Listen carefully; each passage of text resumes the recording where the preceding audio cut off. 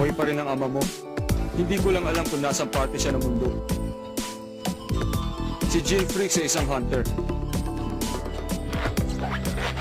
Kapag umabot ka na sa 12 taon, maaari ka na kumuha ng hunter test. Bahala ka na kung anong gagawin mo bago dumating ang panahon yun. Ngayon na!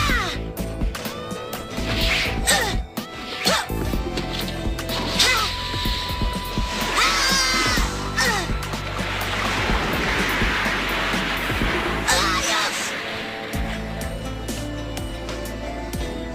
Ipinangako mo, tiyak. Ngayon ay maaari ko nang subukan ng hunter test.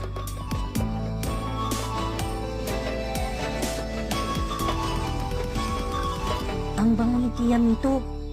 Hindi ko alam kung anong amoy ng aking tunay na ina. Pero pagkasama ko siya, para ko na rin kapiling ang aking nanay. Kaya, hindi kita makakalimutan. Tia Mito, mahal na mahal kita.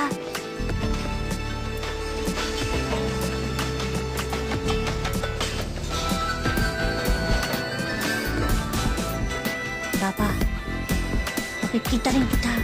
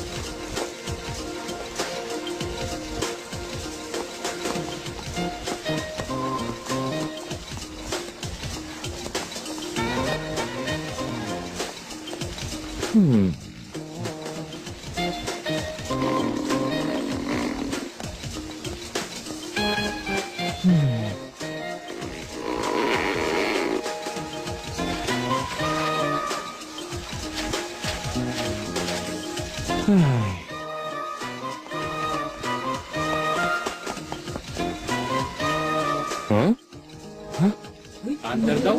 Hunter? Hirap ka na ba ano yan? Magandang araw mga kaibigan! Meron kaming hamon para sa inyo! Sino sa inyo ang kayang tumalo sa lalaking to sa laban ng bunong braso? Isa po siyang hunter! Ang sino man magwagi ay magkakamit ng napakalaking halaga at mabibigyan ng pagkakataon na manood ng The Great Animal Show! Sino may gusto?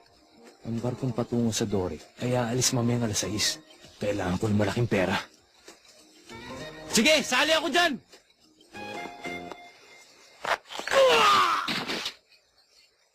Napakagaling talaga! 4 na ang sunod-sunod niyang tinalo ah! Sigurado medyo pagod na ang hunter na yan, kaya subukan niyo na! Eh, hindi na matatalo yung hunter na yun eh. Siya ba'y isang hunter? Mga kaibigan, meron pa bang gustong sumubok sa lakas na ating magiting na hunter? Itaas niyo lang ang mga kamay niyo dyan! Ako ang susubok! O sige, lumapit ka rito! Mukhang malakas ka, kaibigan ah!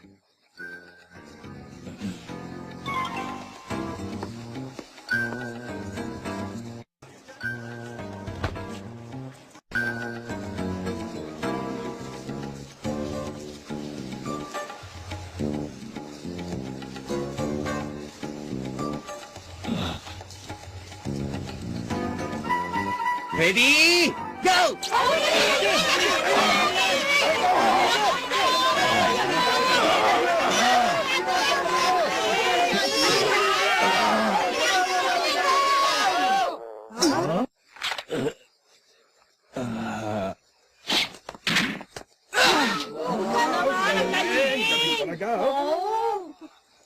Ang masasabi ko lang ay malakas ka para sa isang baguhan. Pero masyado pang maaga para sa isang katulad mo na kalabanin ako. Anong sinasabi mong isang baguhan? Kung nandun lang tayo sa Dory. Huh?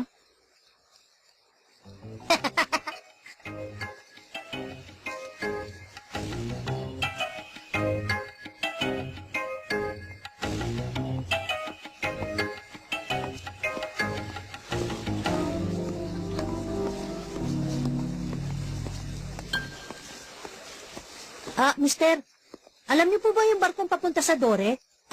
Teka, mister, alam ko pong alam niyo yun. Mister ka na, mister. Sabihin niyo lang kung aling barko ang papunta sa Dore. Yun lang ang gusto kong malaman.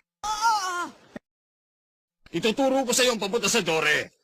Basta sumama ka lang sa akin. Ha? Talaga po?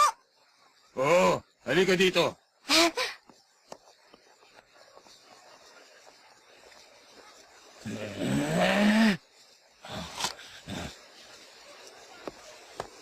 Teka muna! Ha? Masyado yatang luma na yung estilo mo eh. Nagkukunuring mabait sa isang taong bagon sa lugar, pagkatapos ay ibebenta lang para magkatrabaho. Totoo po ba yun? Huh? Anong pinagsasasabi mo? Ginagawa ko lamang ito para sa ikabubuti nitong bata. Kaya huwag ka nang makialam dyan.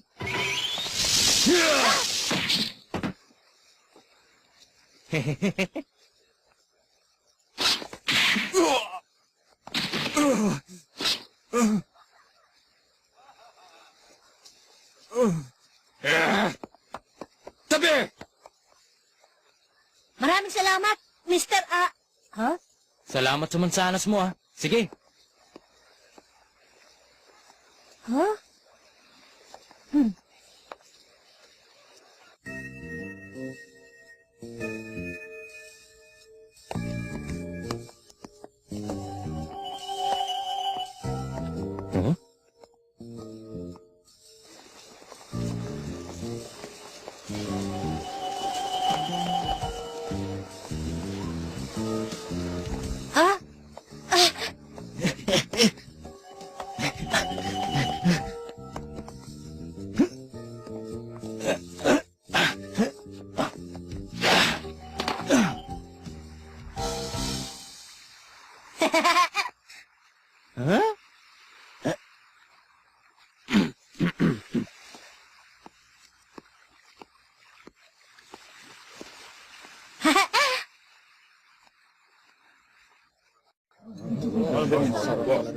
Sarap pala pagkain dito ah.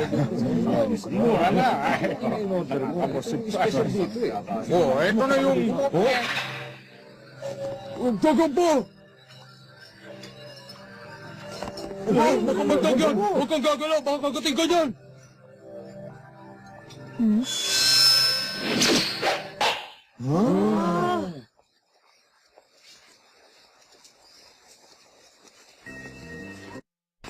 kung bakit pa kasi ako tumakbo-takbo. Lalo lang tuloy ako nagutom. Mandarambong! Tumigil ka! Huh? Walang bantay itong tindahan to. Wala ring laman ng tiyan ko. Tama-tama.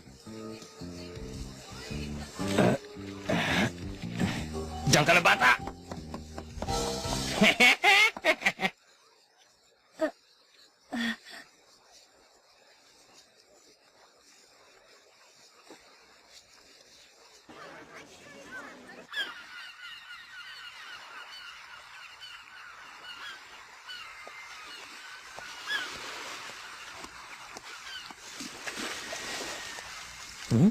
Nandito na naman siya.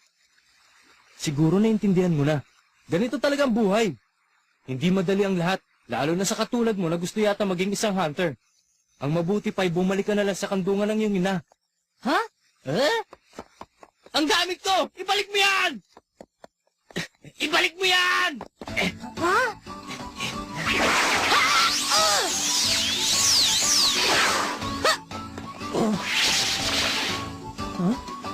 Paano?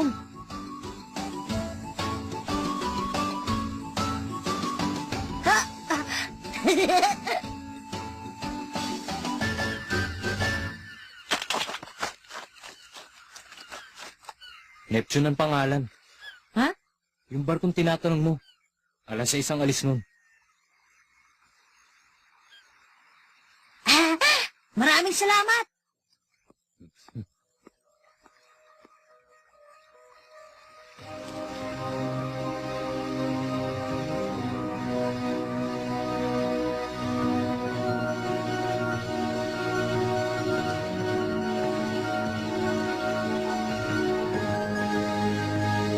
Nandito na tayo sa Whale Island. Kailangan maging maingat kayo sa inyong mga gagawin. Maliwanag ba?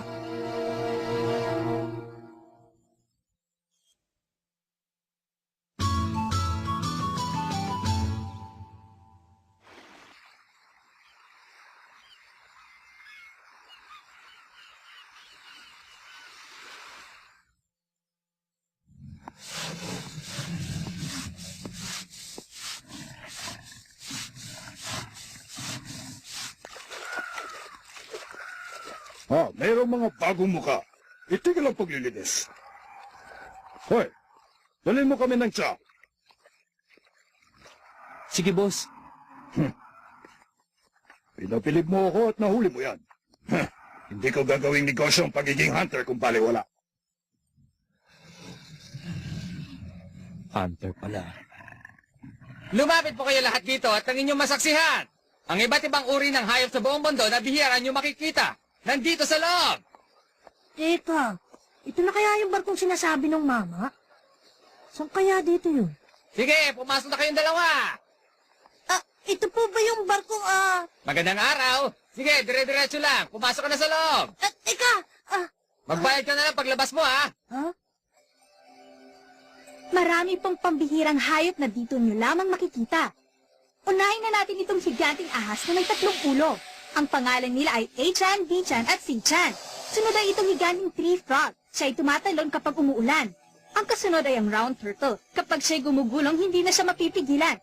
Sa lahat ng yan, ang fox bear ang pinakadelikado at nakakatakot.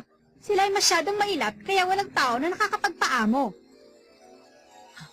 Bago namin nahuli ang fox bear na ito, 3 tauhan namin ang napahamak. Humihingi ako ng pasensya. Kayo pa ang nagtawag ng mga tao. Wala yun. Nalibang naman ako sa pag-ubos ng oras. Siya nga pala, tungkol naman dito. Alam mo bang muntik akong mapahamak ng dahil dyan? Kaya nararapat lamang na medyo malaking halaga ang ibayad mo sa akin. Walang problema, Mr. Hunter. Kung ganon, tuloy pa rin ang negosyo natin.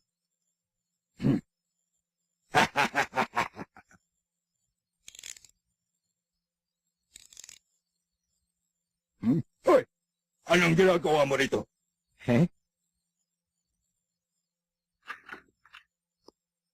Pwede na ba ito? Ano?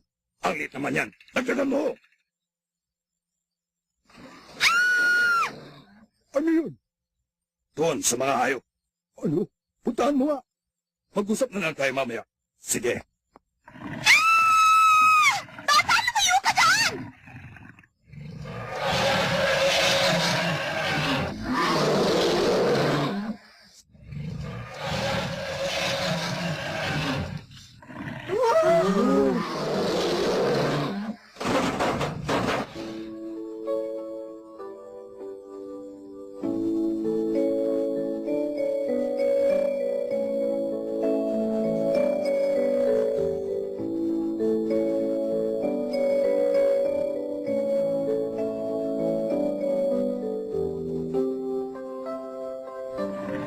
Kawawa ka naman.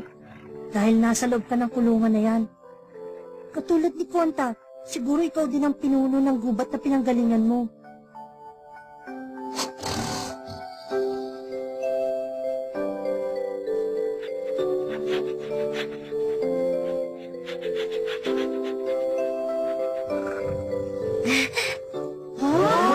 Ang galing.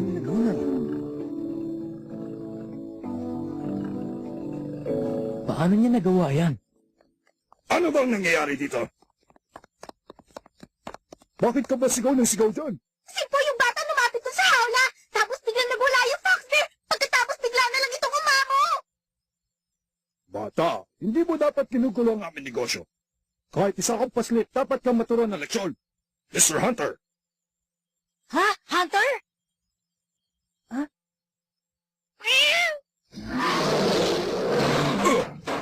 gusto mo bang makuha ang anak ko? Hindi ko ito ibibigay. Malaking pera yata ang katumbas nito, alam mo yan? Siya ba yung Hunter?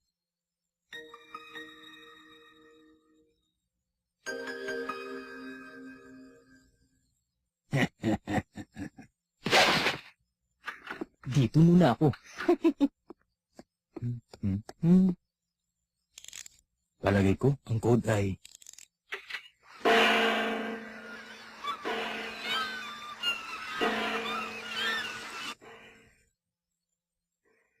Naku, yung gong na yun! Baka yun na yung gong ng barkong Neptune! May iiwan ako!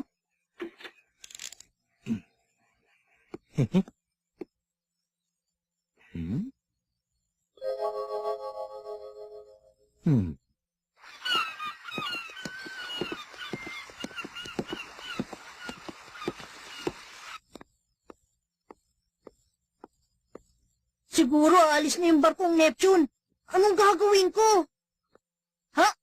Mister! Huh? Mister! Bakit nandito ka? Alis na yung barko, hindi ba? Okay lang, aabutan ko pa yun. Bakit ako nandito? Dahil alam ko meron pa akong responsibilidad. Tingnan mo to, mukha bang kapakipakinabang? Ang tagal naman, wala nang oras. Mauuna na ako. Sana hindi na kita makita.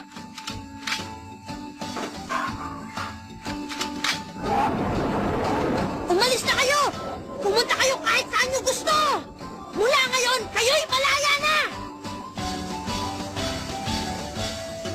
Ang kulit niya talaga.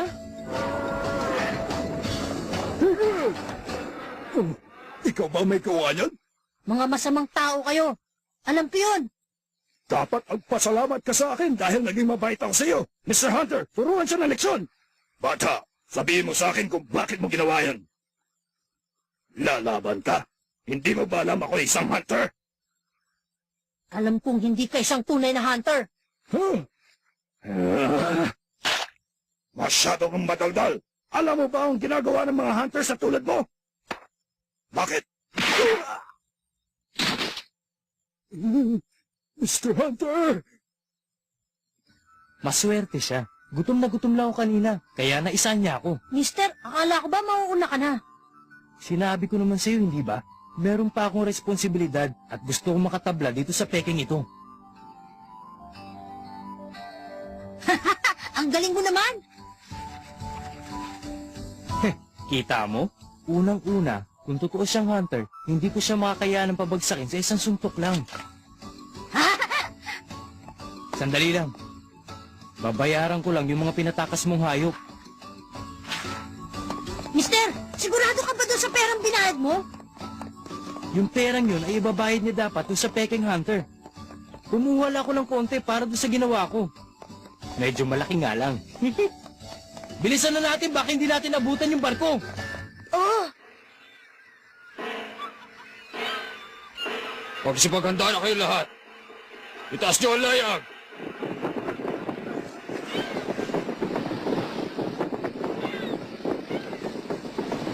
Sandali! Hintayin niyo ako! Sasakay ako sa barkong yan! Ako rin! Nahuli na kayo. Hindi na maaaring bumalik. Kung gusto niyo, lumangoy na lang kayo. Masyado na yata mabilis itong barko ah. Kahit lumangoy pa sila, hindi na nito aabutan. Tignan mo naman yung bata. Nagpupumilit maging isang hunter. Ha? Mister, sumunod ka na lang sa akin. Ako nang bahala. Teka! Sinabi ko na nga bang dapat iniwan ko na lang siya eh. Teka! Ano ba talagang iniisip mo? Sumunod ka na lang! Ano naman ginagawa ng mga yun?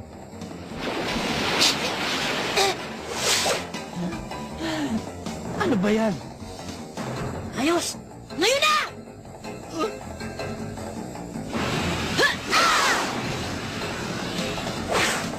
Kumapit ka sa akin! Ha?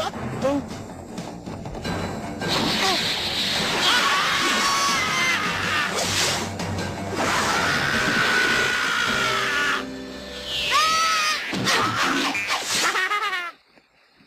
Ayos ka lang ba, ha, mister?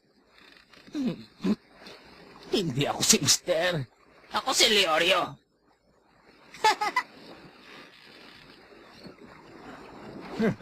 Sa bagay, malilibang na rin ako sa aking paglalayag patungo sa Dore ngayong taon.